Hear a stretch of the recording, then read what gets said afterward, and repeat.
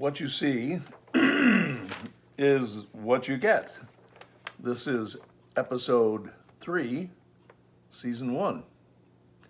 And a warning, those of you who are politically supportive of our president might want to turn the channel. Just saying. You gotta have heart. Miles and miles of heart. At least those are the words of the old song. If you don't have heart, you wind up with the kind of debacle in leadership that we're now experiencing. In short, our president just doesn't have a heart. That becomes more obvious every day as our rambling, bumbling, commanderless chief takes to the podium to further defend the indefensible and divide the country.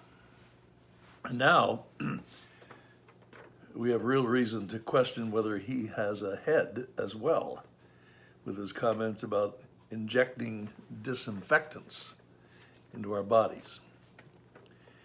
It becomes more obvious with each press briefing that they're less a briefing than a rally to tout the president's great successes in fighting this pandemic and hollow promises to get the country open again when the federal government appears actually either unwilling or unable to provide the tools, and instead our national leadership has morphed into a snake oil salesman, touting untested drugs and improbable use of astringents and disinfectants.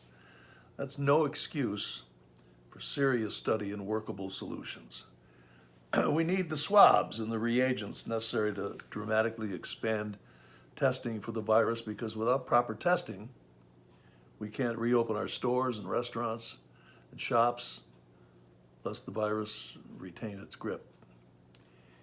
We have to have enough testing to know who has the virus, who has had it and survived, and we need to be able to track and isolate the individuals who had contact with them, those who with active disease to further contain its spread, and to let the healthy among us resume a strong, semi-normal life. Now that does seem like a tall order. It requires, quite frankly, leadership. And it requires a heart to care more about saving lives than reigniting the stock market, just for the purpose of presidential popularity. It also requires a head to develop a methodical plan for reopening commerce. And one thing is certain. It's not all about the president. It's not all about the security. It is all about the security, health, safety, and well-being of the entire American citizenry, not to mention our collective economic well-being. So following the guidelines and the rules set forth for limiting physical interaction with others for the time being, and reopening our economy on a rolling, prudent scale doesn't have to be an either-or choice. We can do both. But first, we need testing information, we need leadership, and we need inspiration. And that may be in short supply at the White House, but thank heaven for our federal system and the great governors who've led the way forward. For our part, we must remain patient. We must remain compliant. We must remain determined. And above all, we must remain hopeful.